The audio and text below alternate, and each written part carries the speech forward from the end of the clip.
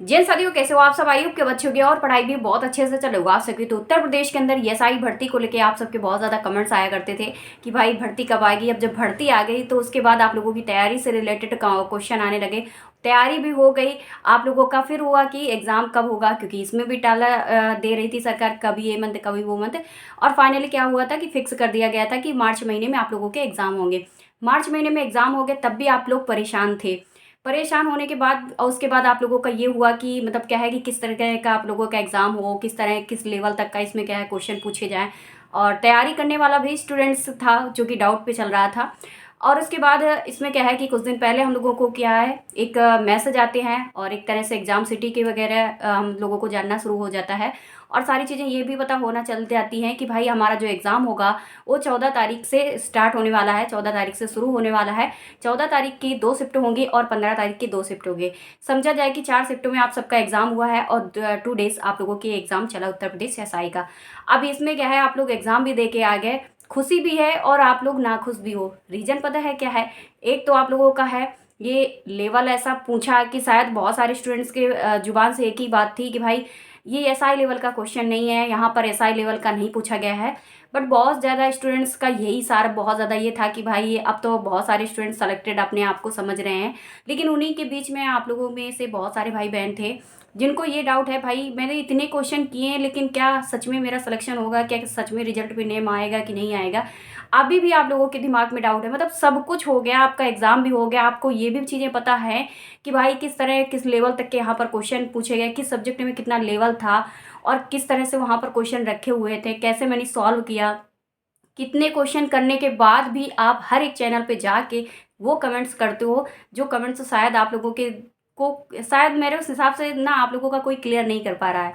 भाई वहाँ पर कमेंट्स करते हो कि मेरे 130 क्वेश्चन हैं जो कि राइट हैं, बट क्या इसमें सिलेक्शन होगा, क्या इसमें हमारा मेरिट में नेम आएगा। तो ये सारी चीज़ें आप लोगों की थी और आप सब मेरे भी कमेंट्स कर रहे थे। मैं भी बहुत देर 3 दिन से देख ही रही हूँ कि जब से एग्ज़ाम आप सबके हुए तो मैंने सोचा क्यों नहीं आप लोगों के लिए भी एक वीडियो बनाया जाए और वहाँ पर आप लोगों के लिए ये बताया जाए कि आपसे बेटर और आप और हम लोगों से बेटर कोई नहीं जान सकता है किसकी कट ऑफ क्या हो सकती है और लेवल क्या था हमारा। क्योंकि देखिए आप वो स्टूडेंट्स हो, हम वो स्टूडेंट्स हैं जिन्होंने एग्ज़ाम दिया है, जिन्होंने हर एक चीज़ को परखा है वहाँ पे जाके। ठीक है, हम कैसे वहाँ पे पहुँचे, क्या वहाँ पर चेकिंग हुई, कितना रोल नंबर, कितना रूम नंबर, कैसे वहाँ पर हमने एग्ज़ाम दिया, किस लेवल तक के वहाँ पर सारी चीज़ें रखी हुई थी, क्या सच में मैंने कितने अटैम्प्ट किए, कितने हमारे छूट गए क्वेश्चन। तो ये सारी चीज़ें आपसे बेटर कौन जान सकता है। और भी लोगों की बात करते हैं, जिन लोगों से आप पूछते हो जाके, जिन लोगों से कहते हो जाके, वो सिर्फ आप लोगों को एक क्या होता है कि आपको मतलब एक समझा सकते हैं, एक मोटिवेट कर सकते हैं कि भाई आप इस चीज़ का इस तरह का इस तरह से लेके इस तरह के क्वेश्चन जिसने भी सॉल्व किए हैं और इतने नंबर से लेके इतने नंबर तक के क्वेश्चन सॉल्व किए हैं, तो उनका हो सकता है कि कट ऑफ में है नेम वगैरह आ जाए और रिजल्ट में नेम वगैरह आ जाए। तो वो उसमें क्या होता है, एक शांति हो जाती है, दिमाग में ठंडा पहुंच जाती है कि भाई चलो कम से कम हमारे इतने क्वेश्चन है, अब मुझे शांत बैठना है। ठीक है, अब हमें रिजल्ट का वेट करना है। ठीक है, अभी वे आप क्या है परेशान मत होइए, क्योंकि कुछ दिन बाद शायद हो सकता है कि ज़्यादा दिन आप लोगों को वेट ना करना पड़े। आपकी आंसर की जल्दी जारी की जाएगी और ऐसा सुनने में आ रहा है कि आंसर की जल्दी जारी करेंगे लोग। ठीक है, तो अभी इतना बिल्कुल परेशान ना होइए और लेके आप लोग कट ऑफ से रिलेटेड आपके जो कमेंट्स आ रहे थे, तो देखिए आप मतलब क्या होता है कि दूसरे टीचर आप लोगों से पूछते हैं, आपका पेपर वो लोग चेक करते हैं, उसके बाद आप लोगों के लिए सारी चीज़ें बताते हैं, गूगल फॉर्म अप्लाई क्या भरवाते हैं, आपके कमेंट्स को वो देखते हैं कि आपको किस लेवल कितने क्वेश्चन वहाँ पे किए हैं, जाके आपने कैसा कमेंट्स किया है। तो ये सारी चीज़ें देखने के बाद फिर आप लोगों को वो क्या है वीडियो अपलोड करके आप तक पहुँचाते हैं। ठीक है, अब बात करते हैं कि मेरा भी देखिए एग्ज़ाम था और मैं भी दे के आई थी और मैंने भी आप लोगों के मतलब क्या है कि उस दिन मैंने बोला था कि भाई मैं क्या है कि एक लाइव वीडियो अपलोड करूँगी, लेकिन आप लोगों को उसी दिन मैंने एक चीज़ भी बताई थी कि मेरा इंटरव्यू लगा है जिसकी वजह से मुझे बाहर भी जाना था और फाइनली वो मंगलवार को मेरा हो भी गया है और ऊपर वाले की कृपा से आप सबके दुआओं से अच्छा ही हुआ है। बाकी देखते हैं आगे का क्या होता है। तो यहाँ तक का सफ़र जो था तो ठीक था, बाकी बहुत मतलब क्या है कि बहुत ज़्यादा प्रॉब्लम्स क्रिएट करनी पड़ी थी मुझे। बाकी कहते हैं ना, किसी का बिगाड़ोगे नहीं तो आपका भी बिगड़ेगा नहीं। ठीक है, अब थोड़ी परिस्थितियाँ आएंगी, समस्याएं आएंगी रास्ते पे, लेकिन हो सकता है कि वो रास्ता और कुछ कठिनाइयाँ जो आती हैं अगर उनका आप सामना कर लेते हो तो समय के पहले नहीं तो समय के बाद तो मिल ही जाएगा आप लोगों को। ठीक है।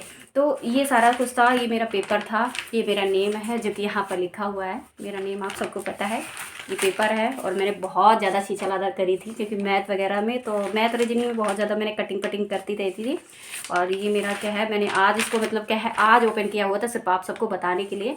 तो ये देख लीजिएगा, ये मेरा क्या है कि वो इसको क्या बोलते हैं, ओमार सीट का है, जो हम लोगों को कार्बन कॉपी मिलती है, वो ओमार सीट की कार्बन कॉपी है। बाकी मेरे को हो या इसमें ना हो मेरा, या सही में मेरे से कोई मतलब नहीं, उसी में हो जाए जिसमें मैं करके आई इंटरव्यू, वही बेस्ट है मेरे लिए। तो ये पेपर था जो कि मैं लास्ट टाइम 11:30 बजे यहाँ से निकली थी। मेरा दिमाग में ये था ही नहीं कि मैं जाऊँ वहाँ पे, क्योंकि मैं इतना ज़्यादा थक चुकी थी कि उसको लेके मैं बहुत ज़्यादा परेशान थी। उसके बाद यहाँ पर मेरा एसआई का लगा था, ठीक उसके सेकंड डे पे लगा था एग्ज़ाम। और मैं वहाँ से ही इतनी ना मतलब क्या है कि शायद मेरे को 8 से 9 बज गया था रात में आने के बाद। फिर वहाँ से आई, उसके बाद एसआई का सेकंड डे पे था। और अब मेरे अभी भी चोट आँख पे लगी हुई है, दोनों आँख पे चोटें थी। अब सही हूँ मैं, उस दिन वीडियो भी आप लोगों ने देखा होगा जब सेकंड डे पे अपलोड किया हुआ है। तो मेरी प्रॉब्लम्स बहुत थी। उसके बाद मैं घर पे जब इतना प्रेशर डाला गया और भी लोग वो कह रहे थे कि दे दीजिएगा, उसमें क्या जाता है, फिर मैं तब जाके मैं एग्ज़ाम देने गई थी। तो वहाँ पे सारी चीज़ें मैंने देखी। और आप लोग जो कट ऑफ से रिलेटेड बात कर रहे थे, तो देखिए सबसे पहले तो बात करते हैं कि ईजी था, ये आप सबको लगता है। तो देखिए सबसे पहले तो 14 तारीख की फर्स्ट शिफ्ट जो कि सबसे बेस्ट साबित हुई है, अच्छी आई थी। मतलब उसका जो पेपर माना जा रहा है, शिफ्ट जो मानी जा रही है वो इजी मानी जा रही है। लेकिन ठीक 14 तारीख की सेकंड शिफ्ट थी, वो हार्ड थी। अब आते हैं 15 की फर्स्ट शिफ्ट पे। 15 की फर्स्ट शिफ्ट तो 2 जो पिछली शिफ्ट निकल गई थी उससे भी आप लोगों की ईजी शिफ्ट मानी गई, जो कि 15 की फर्स्ट शिफ्ट थी। ठीक है। और अब आते हैं हम 15 की सेकंड शिफ्ट की बात करते हैं। हम देखते हैं, हम पेपर देने ज़रूर जाते हैं, लेकिन उससे पहले जो भी हमारे एग्ज़ाम हो चुके होते हैं, जो भी स्टूडेंट्स दे चुके होते हैं, उनका रिव्यू तो मैं ज़रूर चेक करती हूँ। और हो सकता है अगर कोई स्टूडेंट्स क्या करता है कि अगर अपना वीडियो या फोटो वगैरह सॉरी मतलब क्या है कि अपना पेपर वगैरह रिव्यू देता है, तो मैं उसका रिव्यू ज़रूर चेक करती हूँ। इससे मैं और भी चीज़ें क्या है इन्फॉर्मेशन के थ्रू मिल जाती है कि कैसे क्या लेवल वहाँ पर आ रहा है और कैसे क्या चीज़ें हमें बहुत पता चल जाती हैं। अब आते हैं कि जो 15 की हमारी जो सेकंड शिफ्ट थी, उस सेकंड शिफ्ट में पता है कि आप लोगों का काफ़ी अच्छा लेवल पूछा गया है और हार्ड शिफ्ट मानी जा रही है। ये मैं नहीं कह रही हूँ, ये जो भी स्टूडेंट्स देने गए थे वो सबको पता होगा कि 15 की सेकंड शिफ्ट कैसी थी और हार्ड थी कि या आप लोगों की ईजी थी। सबसे हार्ड शिफ्ट थी आप लोगों की, ठीक है। दोनों जो आपकी 14 तारीख की और 15 की सेकंड शिफ्ट थी, दोनों हार्ड थी। अब बात करते हैं हमारी कौन सी शिफ्ट थी। तो आप सबको मैंने पहले भी बताया था कि 15 की हम सेकंड शिफ्ट में थे, यानी फाइनली हम लोगों का 15 की सेकंड शिफ्ट पे हुआ था। और हमें जो एग्ज़ाम था जिसमें हमें सबसे ज़्यादा प्रॉब्लम्स थी जीके जीएस में। और जीके जीएस वैसे भी हमारी बहुत वीक है और अक्सर मैं बताती भी रहती हूँ कि भाई मेरी बहुत वीक है। हिंदी में अच्छा था, गद्यांश अच्छा था। और मैं आपको उस दिन भी बताया कि दृढ़ संकल्प से रिलेटेड ये था। 5 क्वेश्चन मैंने किए थे, 5 क्वेश्चन मेरे सही भी हैं, मतलब ये है गद्यांश वगैरह का। तो हिंदी है तो अगर ऐसा नहीं होता है कि अगर कुछ ईजी भी रखे हैं तो कहीं ना कहीं हमारे हार्ड भी क्वेश्चन देखे जाते हैं। ठीक है। पेपर बिल्कुल ईजी कभी नहीं किया जाता है, क्योंकि वहाँ पर भी आपका जब रिजल्ट बनाया जाता है तो वहाँ पर भी तो बच्चों का सब कुछ होता है ना, वहाँ पर भी तो उनको कुछ ना कुछ फेस करना पड़ता है। फिर वहाँ पर सिस्टम नहीं बैठ पाता कि भाई कैसे क्या किया जाएगा।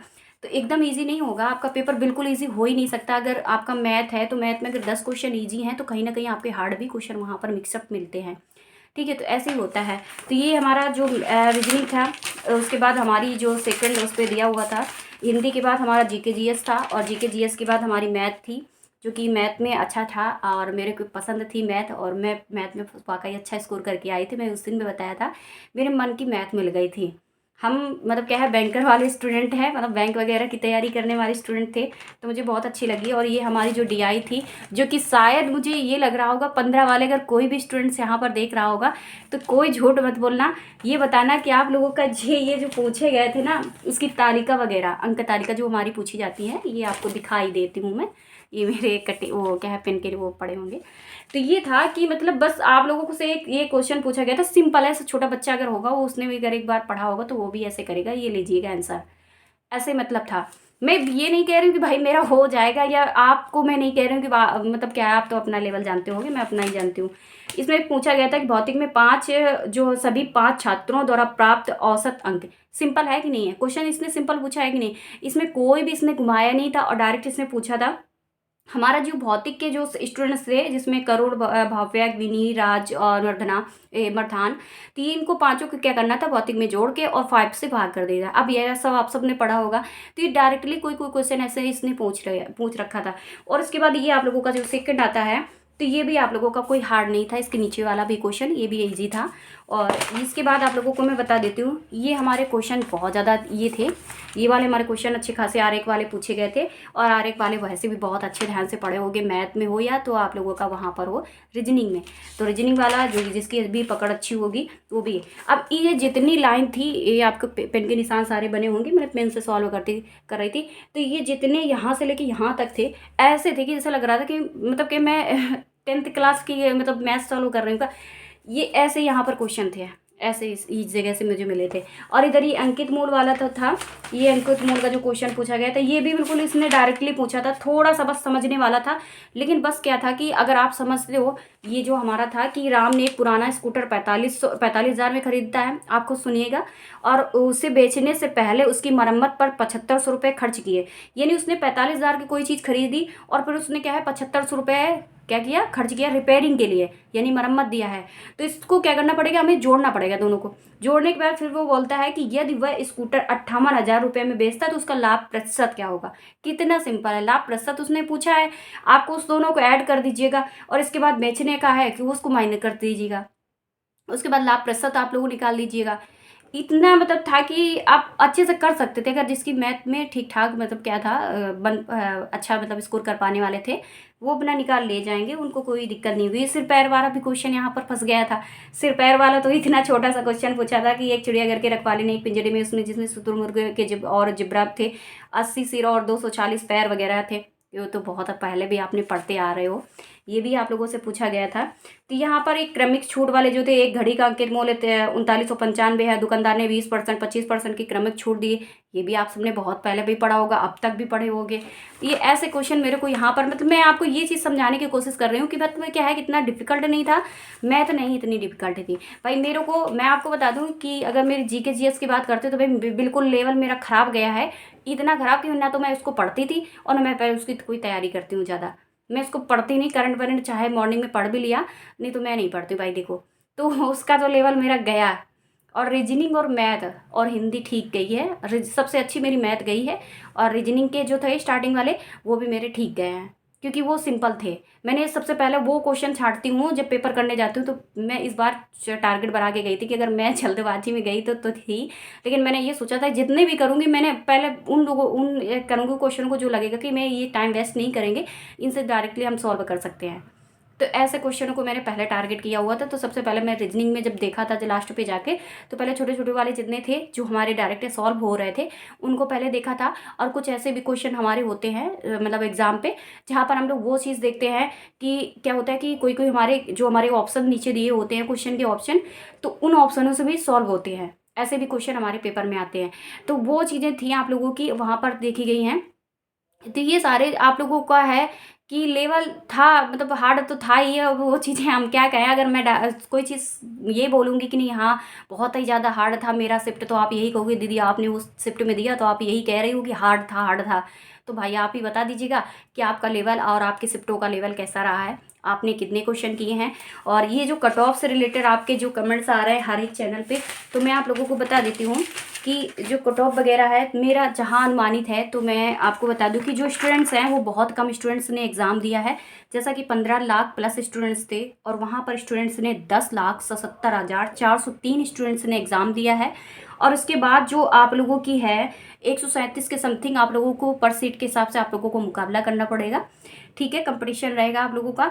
और उसके बाद बात करती हूँ कि आप लोगों की यहाँ पर जो सीटें थी, मतलब आपकी जो भर्ती आई हुई है 4543 पदों पे उत्तर प्रदेश एसआई यानी सब इंस्पेक्टर भर्ती आप लोगों की दी गई, जो कि आधी मानी जा रही भर्ती पिछली भर्तियों की अपेक्षा, जो पहले भर्तियाँ हुई हैं आधी मानी जा रही। अब बात करते हैं एवरेज स्कोर सब्जेक्ट के हिसाब से। तो सब्जेक्ट के हिसाब से देखिए हिंदी में आप लोगों का 34-35 क्वेश्चन तक आपने सॉल्व किए हैं, तो भी आप लोग अच्छे हो।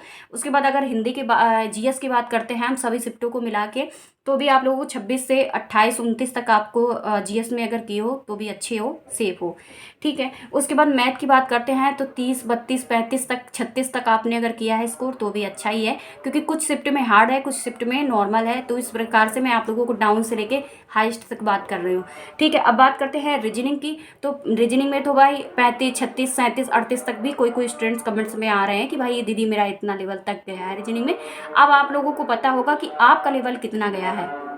ठीक है, आपने कितना कर लिए हैं वहाँ पे।